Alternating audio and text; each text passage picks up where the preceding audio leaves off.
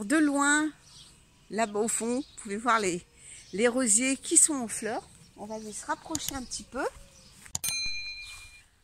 Alors les rosiers, pour les plus vieux, ils ont environ une vingtaine d'années. Et pour les plus jeunes, une quinzaine d'années. Donc ça fait quand même pas mal de temps que je les ai. Alors celui-là, bon, l'effet des neiges, vous voyez qu'il y a des fleurs fanées. Alors certains vont me dire, oula, mais il faut enlever, il faut enlever. Non, moi j'enlève pas, je laisse faire la nature. Elle tombe toute seule et ça ne l'empêche pas de fleurir derrière. Parce qu'il y a, alors je sais pas si c'est une légende, hein, mais on dit que quand on coupe, il faut couper les fleurs fanées parce que autrement ça épuise la plante et ça encourage pas la floraison derrière. Ben, je peux vous dire que moi je les taille jamais, sauf en hiver, hein, mais autrement je m'en occupe pas.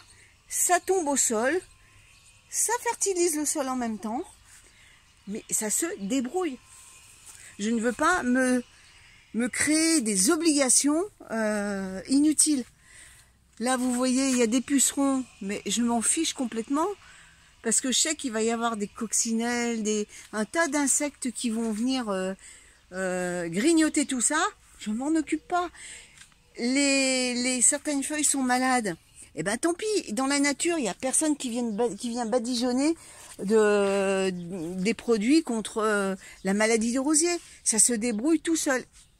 Et alors ça n'engage que moi. Je trouve qu'un rosier, quand on le laisse se débrouiller tout seul, à mon sens, il devient plus fort, plus résistant aux maladies, parce qu'il apprend à se défendre lui-même.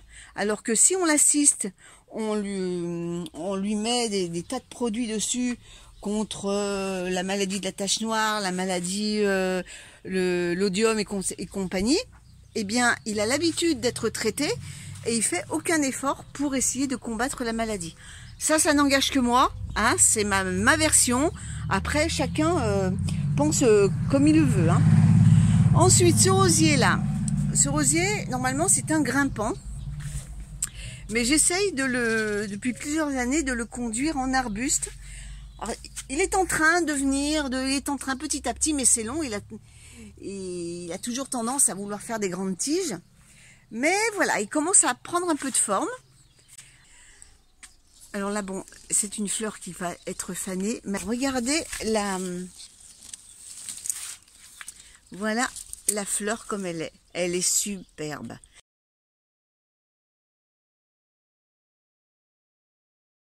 Ensuite, nous passons au critérion.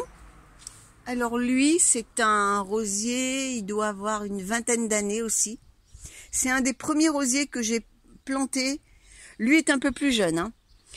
Ouais, c'est un des premiers rosiers que j'ai planté. Donc il doit avoir 20 ans à peu près. Et vous pouvez voir que... Alors lui, c'est systématique, toutes les années, il me fait la maladie de la tache noire. Mais j'en fais pas cas parce que, vous voyez, ça l'empêche pas de fleurir. Alors, ensuite, nous allons continuer. Alors voilà, encore trois rosiers même qui sont les doyens de la maison. Alors ça, c'est un commandant Cousteau. C'est un rosier qui fait des feuilles des feuilles vert foncé. Il est d'un rouge profond. Alors je ne me rappelle plus s'il sent quelque chose lui. Oui, il a une odeur mais très légère, très discrète. Donc encore une fois, regardez. Est-ce que vous le trouvez malade? Et pourtant, alors lui, comme les autres, un même régime. Hein. Alors il y a des rosiers, oui, qui sont plus sensibles aux maladies que d'autres. J'en ai quelques-uns, mais bon, tant pis. Hein. Lui, par contre, c'est un dur à cuire. Celui-là, c'est une Cronenbourg. Alors c'est une rose qui peut faire jusqu'à 14 cm de diamètre. Le petit hic de ce rosier, uniquement de celui-là, c'est que pendant les périodes chaudes de la journée, il ne supporte pas le soleil et les fleurs fanent au bout d'une journée. C'est un rosier qui préfère la mi-ombre. Celui-là, ce n'est pas un grimpant, c'est un arbuste. C'est un André Le Nôtre. Alors, elle est en pleine floraison également. Je vais essayer de vous agrandir. Voilà la fleur.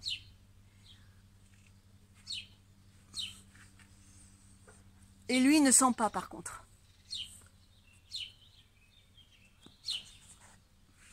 Allez, on continue le tour.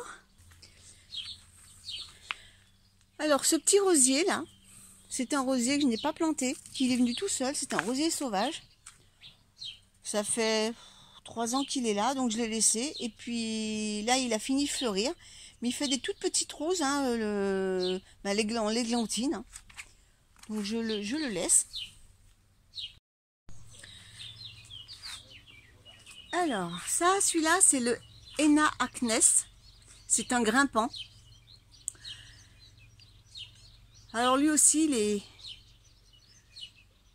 il a un certain âge. Et il est toujours aussi généreux en floraison. Alors celui-là, je ne sais plus comment il s'appelle. Là aussi, je vous mettrai le nom. C'est un rosier qui est rouge, assez épineux d'ailleurs. Est-ce qu'il sent quelque chose? Oui, il sent une odeur de framboise. Et le bouton est comme ça.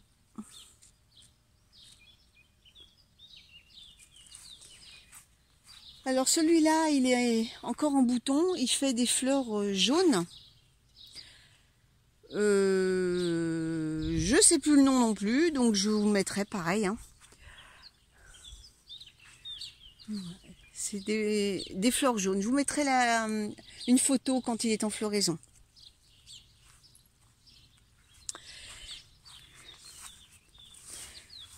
Alors celui-là, c'est un XXL. Pourquoi ce nom? Parce que c'est un rosier qui peut faire des fleurs jusqu'à 15 cm de diamètre. Là, il est encore en bouton. Il fait des fleurs roses. Je vous mettrai également une photo quand il est en fleurs. Alors là, nous avons, je crois que c'est le Mareva. Et vous voyez, ils sont là, dans le sous-bois, ils sont à mi-ombre ou à l'ombre. Et vous voyez, ça ne les empêche pas du tout de fleurir.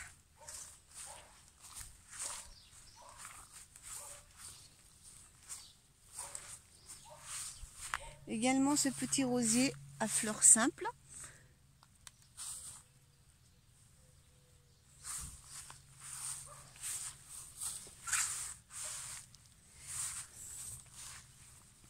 Si je vous dis pas le nom, hein, je vous le mettrai sur la vidéo, hein, parce que je me rappelle pas de tous les noms. Là, c'est un rosier qui paraît qu'il a des petites fleurs simples, comme le rose, mais rouge. Là, il est en train de les boutons sont en train de s'ouvrir.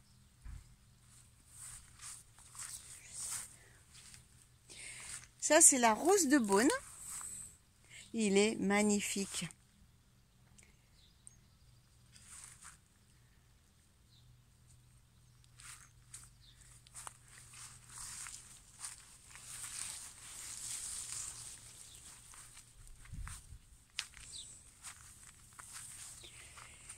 Et nous avons un rosier orange saumon qui a la particularité de changer de couleur au fur et à mesure de la maturité des fleurs.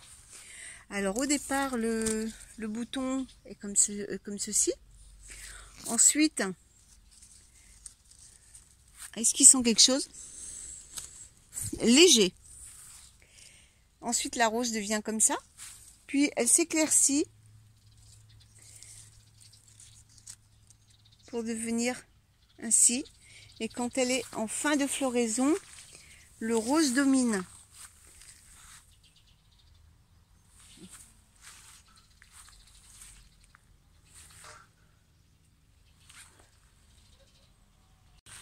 Et pour finir, nous allons au fond du potager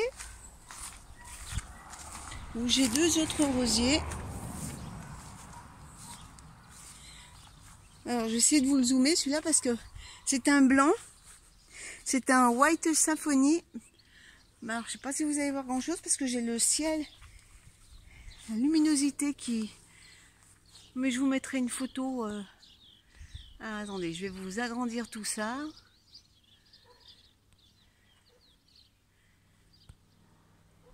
Ah, c'est un blanc. Ah, je peux pas faire plus... C'est un rosier blanc, alors c'est un rosier arbustif.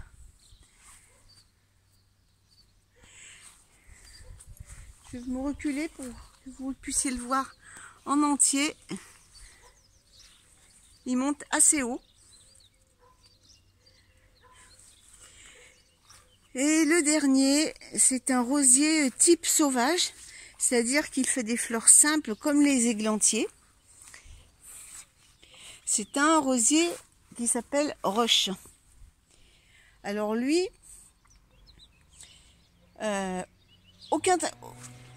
aucune action. Si ce n'est le rabattre s'il devient un peu trop exubérant. Mais contrairement aux autres rosiers où d'habitude il faut enlever les fleurs fanées, tailler à 3 yeux, patin couffin, là, rien, un coup de cisaille terminé. Il ne demande aucun entretien. Mais je vous dis, hein, même les rosiers où normalement, j'aime pas trop employer ce terme parce que qu'est-ce qui est normal dans la vie? Ce qui est normal pour l'un ne l'est pas forcément pour l'autre. Oui, si on suit vraiment le schéma classique où il faut tailler à 2 yeux, enlever les fleurs fanées, biner entre les pieds des rosiers, compagnie, voilà. Moi, je fais pas tout ça. Bah, comme je vous ai expliqué en début de vidéo. Moi, je laisse faire maintenant. Voilou. Et bien écoutez, le petit tour des rosiers est terminé. Maintenant, je vais continuer le potager. Et puis, je vous dis à très vite pour une prochaine vidéo. Salut tout le monde!